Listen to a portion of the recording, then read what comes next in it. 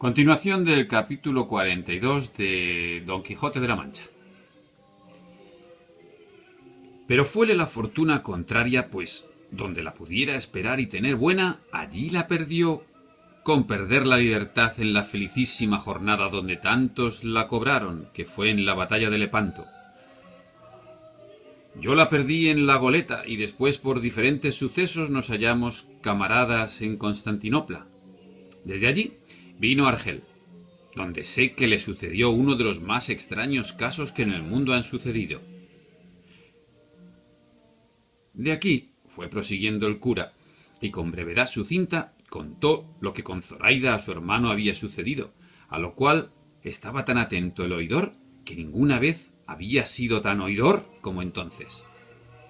Sólo llegó el cura al punto de cuando los franceses despojaron a los cristianos que en la barca venían, y la pobreza y necesidad en que su camarada y la hermosa mora habían quedado, de los cuales no había sabido en qué habían parado, ni si habían llegado a España o llevádolos los franceses a Francia. Todo lo que el cura decía estaba escuchando algo de allí desviado, el capitán, y notaba todos los movimientos que su hermano hacía, el cual, viendo ya el cura que el cura había llegado al fin de su cuento, dando un grande suspiro y llenándosele los ojos de agua, dijo: «Oh, señor, si supiésedes las nuevas que me habéis contado y cómo me tocan tan en parte, que me es forzoso dar muestras de ello con estas lágrimas que, contra toda mi discreción y recato, me salen por los ojos. Ese capitán tan valeroso que decís es mi mayor hermano, el cual, como más fuerte y de más altos pensamientos que yo ni otro hermano menor mío, escogió el honroso y digno ejército de la guerra, que fue uno de los 3 caminos que nuestro padre nos propuso, según os dijo vuestra camarada en la conseja que a vuestro parecer le oísteis». Claro, es que en la época, en el siglo ya desde la Edad Media, el mayor se hacía guerrero, el segundo se hacía religioso y el tercero, pues a partir del siglo XVI, que con toda la burocracia que empieza en todos los nuevos estados, pues se hace burócrata, abogado, oidor, lo que sea. Yo seguí el de las letras, en las cuales Dios y mi diligencia me han puesto en el grado que me veis. Mi menor hermano está en el Pirú. ¿El Pirú? ¿Qué será? Perú. Tan rico que con lo... Ah, bueno, esa es otra, claro, que es que teniendo América, pues alguno siempre se iría a buscar, a hacer negocio, a buscar la aventura. Tan rico que con lo que ha enviado a mi padre y a mí, ha satisfecho bien la parte que él se llevó, y aún dado a las manos de mi padre, con lo que poder hartar su liberalidad natural. Y yo asimismo he podido, con más decencia y autoridad, tratarme en mis estudios y llegar al puesto en que me veo.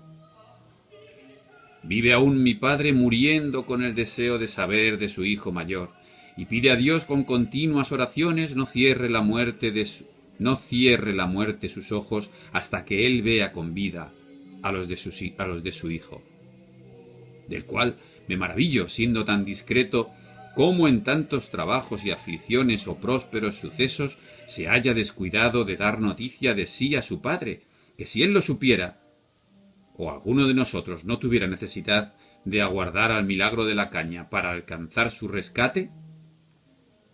El milagro de la caña se refiere a la forma en que Zoraida, con una caña, se comunicaba con los cautivos.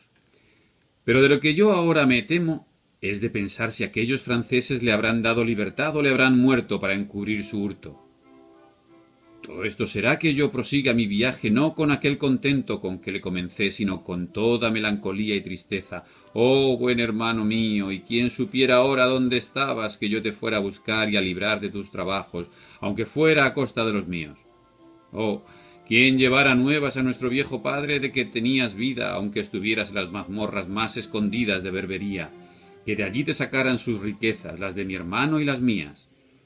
Oh, Zoraida, hermosa y liberal, ¿quién pudiera pagar el bien que a mi hermano hiciste?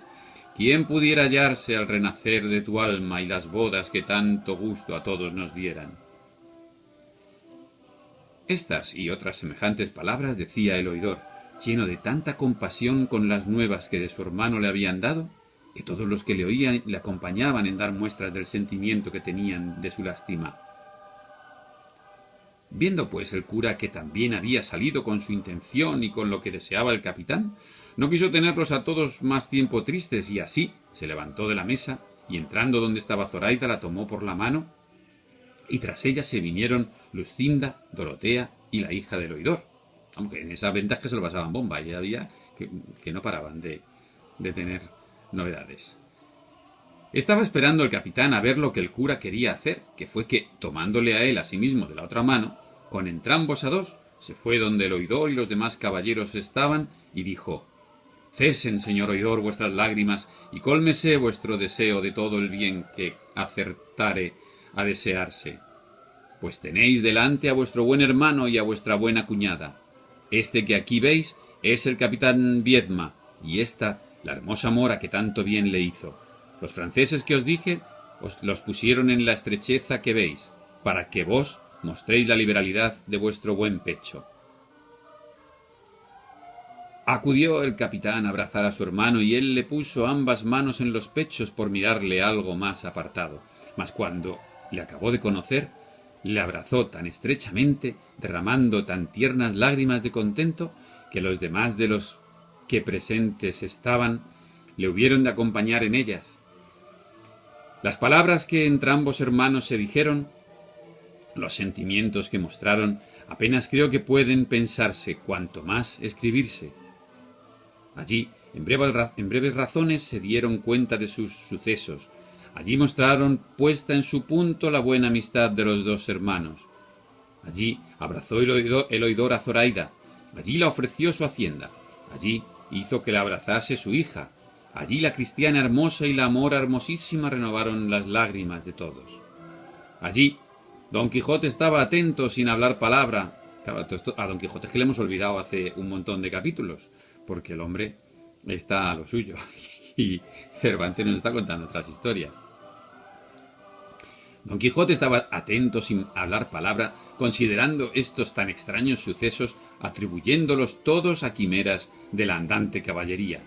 Allí concertaron que el capitán y Zoraida se volviesen con su hermano a Sevilla y avisasen a su padre de su hallazgo y libertad, para que, como pudiese, viniese y hallarse en las bodas y bautismo de Zoraida, por lo que, por no le ser al oidor posible,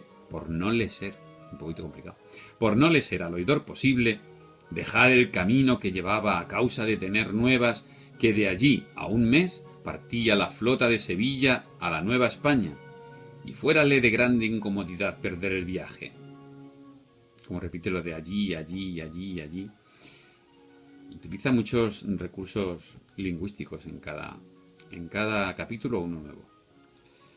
En resolución, todos quedaron contentos y alegres del buen suceso del cautivo, y como ya la noche iba casi en las dos partes de su jornada, acordaron de recogerse. Eso quiere decir que habían pasado pues 2/3 de la noche. Acordaron de recogerse y reposar lo que de ella les quedaba. Don Quijote se ofreció a hacer la guardia del castillo, porque de algún gigante u otro malandante follón no fuesen acometidos, codiciosos del gran tesoro de hermosura que en aquel castillo se encerraba. Agradeciéronselo los que le conocían, y dieron al oidor cuenta del humor extraño de Don Quijote, de que no poco gusto recibió. Solo Sancho Panza se desesperaba con la tardanza del recogimiento, y solo él se acomodó mejor que los otros, echándose sobre los aparejos de su jumento, que le costaron tan caros como adelante se dirá. O sea que un señor podía dormir en una venta simplemente echándose en las cosas de su burro. Recogidas pues las damas en su estancia, y los demás acomodándose como menos mal pudieron, Don Quijote se salió fuera de la venta a hacer la centinela del castillo, como lo había prometido. Sucedió, pues, que faltando poco para venir el alba, llegó a los oídos de las damas una voz tan entonada y tan buena que les obligó a que todas le prestasen atento oído, especialmente Dorotea, que despierta estaba, a cuyo lado dormía doña Clara de Viedma, que así se llamaba la hija del oidor, Nadie podía imaginar quién era la persona que también cantaba.